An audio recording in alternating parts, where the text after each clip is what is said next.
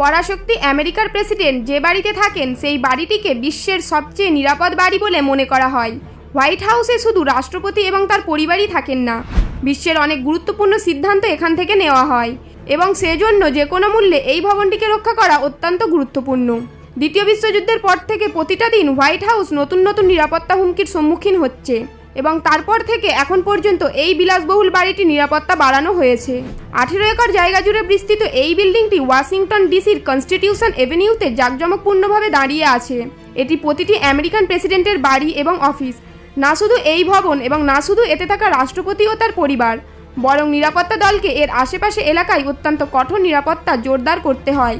এই বিল্ডিংয়ে হাজার হাজার ফুট দূর থেকে স্নাইপার হামলা হোক বা গানশিপ হেলিকপ্টার থেকে এটির লক্ষ্যবস্তু হোক, হোয়াইট হাউসে স্থাপিত নিরাপত্তা ব্যবস্থা এতটাই জোরদার যে সেটা আকাশ থেকে আসা হামলাও ঠেকাতে পারে।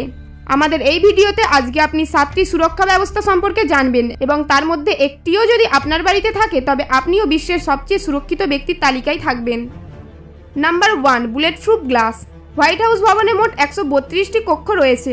রাষ্ট্রপতি কোন সময় কোন কক্ষে আছেন তা জানা খুবই কঠিন কাজ, কিন্তু এইসব কক্ষে একটি জিনিসের মিল আছে আর সেটা হলো উইন্ডো প্যানেল।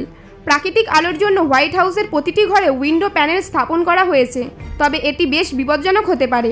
রাষ্ট্রপতি তার অফিসে হোক বা তার বেডরুমে হাজার হাজার ফুট দূর থেকে কোনো স্নাইপার যেন প্রেসিডেন্ট বা তার পরিবারকে টার্গেট করতে না পারে, সেজন্য এসব জানালা বুলেট প্রুফ গ্লাস দিয়ে তৈরি।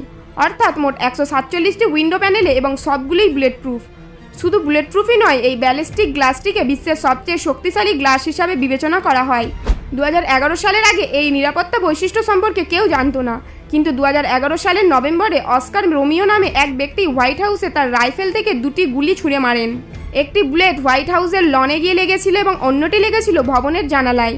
যে ঘরে এই জানালা ছিল সেখানে তৎকালীন প্রেসিডেন্ট ওবামার কন্যা ছিলেন। 2100 ফুট দূর থেকে বুলেটটি লাগে এবং ব্যালিস্টিক গ্লাসের কারণে বুলেটটি ভবনের ভেতর প্রবেশ করতে পারে না। স্পষ্টতই হোয়াইট হাউস প্রশাসন প্রকাশ করবে না যে তারা কোন বুলেট প্রুফ গ্লাস ব্যবহার করেছে, তবে নিরাপত্তা বিশেষজ্ঞরা অনুমান করেছেন যে হোয়াইট হাউসে লাগানো বুলেট প্রুফ গ্লাস বাজারে বিক্রি হওয়া লেভেল 4 ব্যালিস্টিক গ্লাসের চেয়েও অনেক বেশি শক্তিশালী। Number 2, infrared sensor. অনেক মুভিতে আপনি নিশ্চয়ই দেখেছেন যে নায়ক খুব দক্ষতার সাথে লেজার সেন্সর বাইপাস করে ভবনের ভেতরে প্রবেশ করে।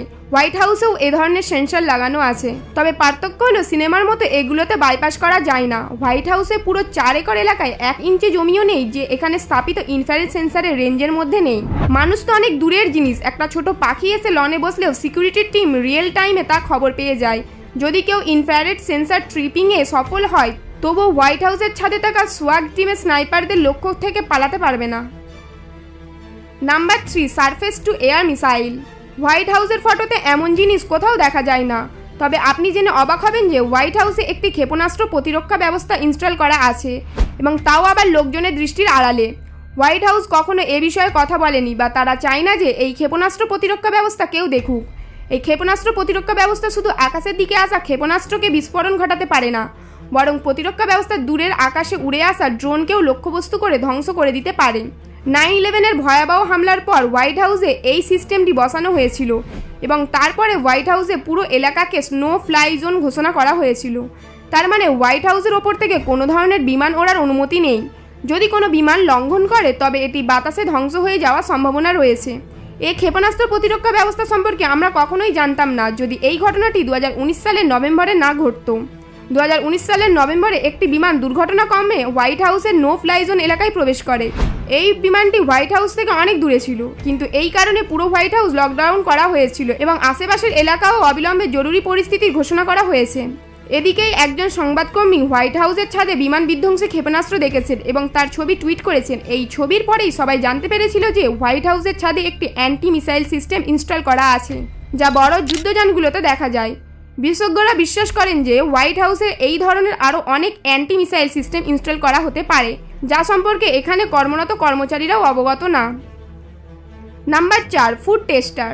পুরনো সময় রাজা এবং বাদশারা সবসময় তাদের সাথে ফুড টেস্টার রাখতেন। রাজ পরিবারে যে খাবারই পেশ করা হতো তা প্রথমে একজন ফুড টেস্টার খেতেন, যাতে এই খাবারে বিষ মেশানো আছে কিনা সেটা জানা যায়। একইভাবে এটি বিশ্বাস করা হয় যে মার্কিন প্রেসিডেন্টের কাছেও একজন ব্যক্তিগত খাবারের স্বাদ গ্রহণকারী সর্বদা উপস্থিত থাকেন। যিনি প্রেসিডেন্ট খাওয়ার আগে সমস্ত খাবার পরীক্ষা করেন। এটিও প্রকাশ্যে আসে যখন 2013 সালে প্রেসিডেন্ট ওবামা সেনেট রিপাবলিকানদের সাথে একটি বৈঠকে খাবার খেতে অস্বীকার করেছিলেন, কারণ তার খাদ্য পরীক্ষক সেখানে উপস্থিত ছিলেন না। এটাও বিশ্বাস করা হয় যে প্রেসিডেন্টকে যদি নিজের জন্য পিৎজা বা ফাস্টফুড অর্ডার করতে হয়, তবে অর্ডারটি হোয়াইট হাউসের পরিবর্তে অন্য কোনো ঠিকানায় পৌঁছে দেওয়া হয়, এবং তা সত্ত্বেও প্রথমে খাবারের স্বাদ গ্রহণকারী এটা পরীক্ষা করে এবং তারপরে প্রেসিডেন্টকে খেতে দেওয়া হয়। Number 5, guard dogs. হোয়াইট হাউসের প্রেসিডেন্টের সুরক্ষার জন্য প্রশিক্ষিত গার্ড ডগসও রয়েছে। 1975 সাল থেকে প্রেসিডেন্টকে সুরক্ষার জন্য এই গার্ড ডগসগুলোকে রাখা হয়েছে, যেগুলো বেলজিয়াম ম্যানিলয়েস জাতের উচ্চ প্রশিক্ষিত কুকুর।